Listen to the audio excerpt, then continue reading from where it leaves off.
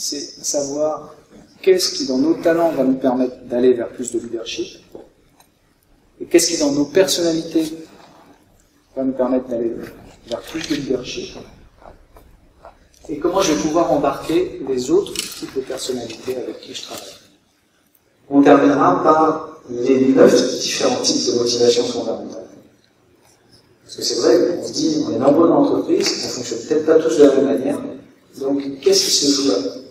Pourquoi avec telle personne je passe telle et avec telle autre, on a l'impression qu'on vient de deux planètes. Des fois on dit les hommes viennent de Mars et les femmes de Vénus, et des fois même entre hommes, et même entre femmes, on ne se comprend pas, à pas mal de types de personnalités. Les 9 différents types de motivation fondamentale. Donc, toujours pour achever de vous dire, pour vous présenter un peu plus précisément quel type de personne d'aller vers la relation, qu'est-ce que ça veut dire, quel type de personnalité vous pouvez rencontrer, quel type de motivation vous allez rencontrer, pourquoi il y a des gens avec qui ça passe bien, pourquoi il y en a d'autres où vous n'arrivez pas à vous faire comprendre. Pour ça, je vais utiliser ce qui s'appelle l'énéagramme. L'énéagramme, c'est un outil de typage des personnalités. Et cet outil de typage des personnalités, son origine remonte à moins de 300 ans avant Jésus-Christ, avec 3 centres, le centre mental, le centre émotionnel et le centre instinctif. Ce sont 3 centres voilà, qui ont été définis par Aristote. Et l'énéagramme, ce que ça permet de faire, ça permet de se découvrir soi, ça permet de découvrir le mode de fonctionnement des autres, ça te permet de prévoir nos réactions et celles des autres selon les situations. Je suis en situation sous stress, je ne sais pas si ça vous est arrivé, quelqu'un en réunion, vous ne comprenez pas, tout d'un coup, il réagit d'une façon, je ne comprends pas, je le reconnais pas. C'est pas sa façon de réagir. L'énéagramme, ça vous donne des clés justement pour comprendre ça. En situation sous stress, les gens ne réagissent pas de la même manière. Donc ça nous permet de donner des pistes d'évolution personnelle, et ça nous permet de rentrer en contact avec des gens qui semblent venus d'une autre planète que la nôtre. Voilà, et l'énéagramme, donc c'est vraiment de plus en plus utilisé, donc c'est enseigné dans les écoles de management, par exemple à Stanford, et c'est plus utilisé dans le monde de l'entreprise parce que c'est un des outils qui est assez simple d'utilisation. Vous pouvez trouver, si ça vous intéresse, vous pouvez trouver tout un tas de tests gratuits pour faire vos tests de personnalité. Historique des modèles, donc je vous en ai parlé, je vais aller très vite là-dessus. Globalement, c'est Norman Joe qui a tout déclenché en 1970, quand il a écrit toute la tradition orale qui se transmettait entre soufis auparavant. Donc c'est les sages, en fait c'est les sages d'Orient, les soufis. Et il a écrit tout ça en faisant un lien avec la psychologie contemporaine. Ça a été développé, et depuis il y a plusieurs courants d'énéagrammes qui circulent dans le monde. Et notamment en France, on a celui avec les Chabreuil pour créer le modèle de l'énéagramme unifié. Alors, comment est-ce que vous fonctionnez?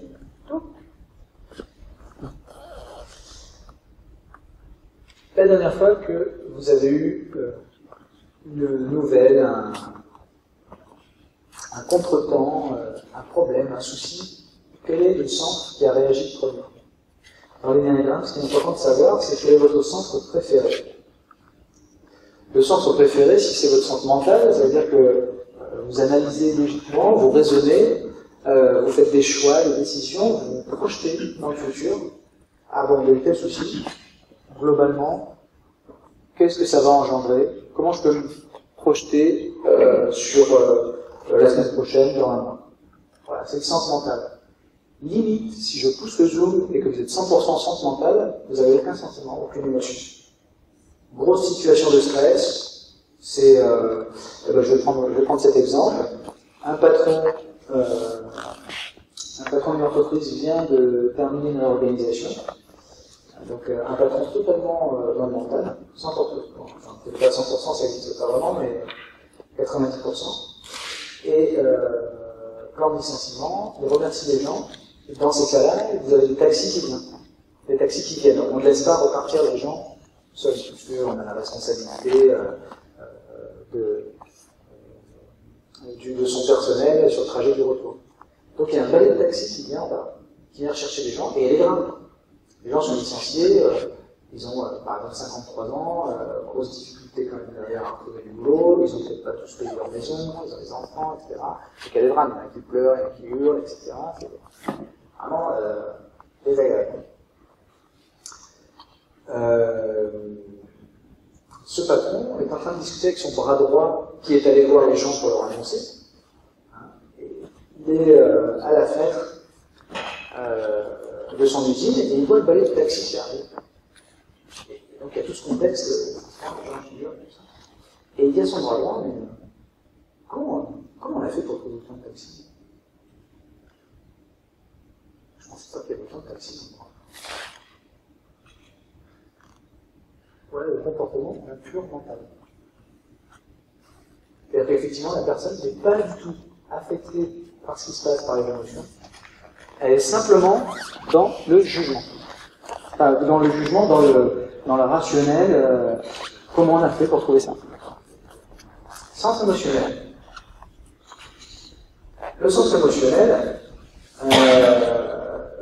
inversement, quelqu'un qui serait dans le sens émotionnel là-dedans, ah ben là, il est complètement paniqué. Il est dans mes désirs, mes envies, je trouve ça pas juste, mes besoins, mais qu'est-ce que je vais faire demain, etc. Voilà. Le sens émotionnel, les gens qui sont en sens émotionnel principaux, hein, donc c'est le cas de Walt Disney par exemple, sont très forts justement pour tout ce qui est la créativité, imaginer, penser, hein, pour l'intuition aussi. Ils arrivent dans une réunion, ils arrivent dans un contexte, ils arrivent tout de suite à sentir qu'est-ce qui se passe, comment on pourrait débloquer la situation. Donc ils sont doués de cette intelligence émotionnelle. Donc, quelqu'un qui est dans le sens émotionnel va réagir en étant plutôt tourné sur lui, en analysant en fait ses émotions, puis les émotions des autres. Gros avantage du sens émotionnel, hein, les gens qui ont une facilité à utiliser le sens émotionnel, ils ont de très bonnes relations. Le sens émotionnel vous permet d'avoir la relation aux autres. Ce qui n'est pas le cas du centre mental. Centre mental, à 100% centre mental, vous n'avez pas besoin de... Vous préférez, c'est souvent des managers en total mental, c'est la politique de la porte fermée. Puis surtout ne me dérangez pas, j'ai pas le temps, et je suis très occupé avec tout ce que j'ai à apprendre à faire. L'émotionnel, il est beaucoup dans la discussion, dans la relation. Le sens instinctif, qu'est-ce qu'il fait le sens instinctif? C'est vous êtes en train de conduire dans un rallye, épingle la cheveux, je tourne à gauche, etc. Voilà. Le sens instinctif, il pourrait se reprocher, des fois, ceux qui sont majoritairement en sens instinctif, oh là là, mais j'aurais peut-être dû réfléchir. Mais il faut absolument que je réfléchisse avant d'agir. Donc les instinctifs, ils peuvent partir dans la colère, ils peuvent partir dans le changement, dans les décisions prises rapidement. Et qu'on parle présent passé. Donc, de ce centre préféré, chacun vous avez un centre très privilégié. Hein. Qu'est-ce que vous faites pour vous détendre? Si pour vous détendre, vous allez regarder une série par exemple, une série policière, vous êtes peut-être plutôt du centre mental, parce que c'est les raisonnements, c'est trouver qui a fait le coup, c'est qui l'assassin. Si pour vous détendre, vous aimez bien mettre de la musique, ou vous faites de la musique, ou vous dessinez, vous êtes peut-être plutôt du centre émotionnel.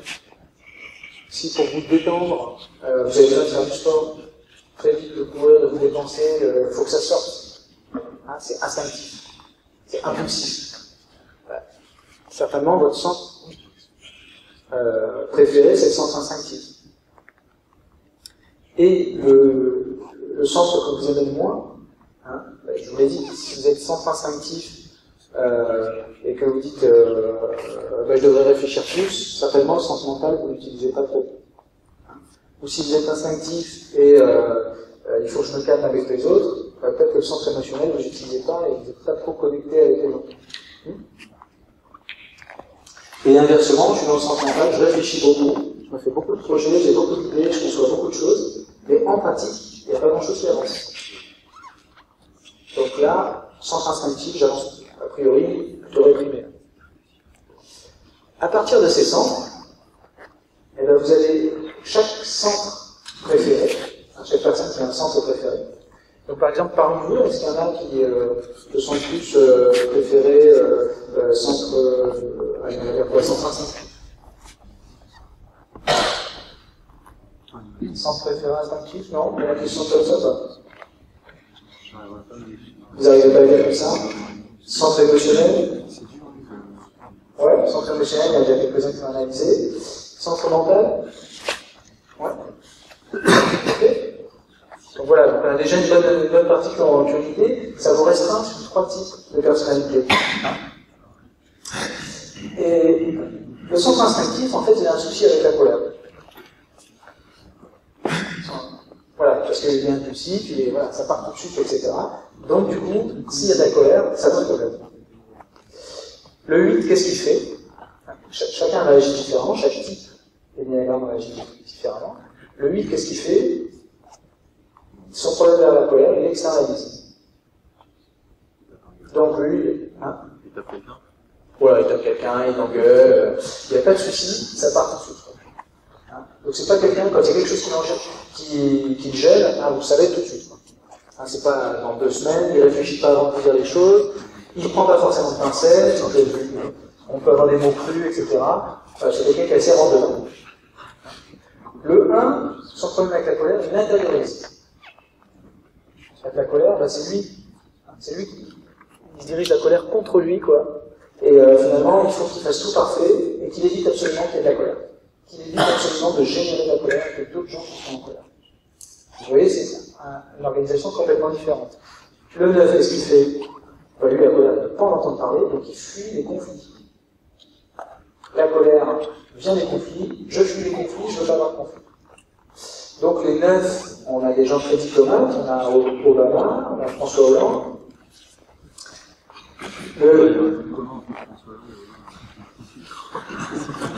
Voilà. Le 8, on a des gens qui sont voilà, qui sont très rentre dedans, qui aiment bien contrôler, qui aiment bien le pouvoir.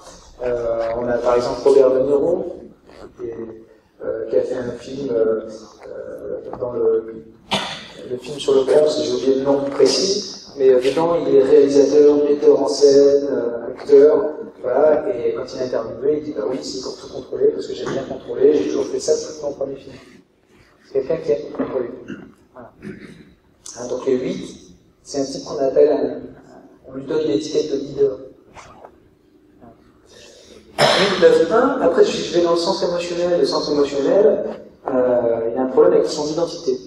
Son identité, c'est qui je suis.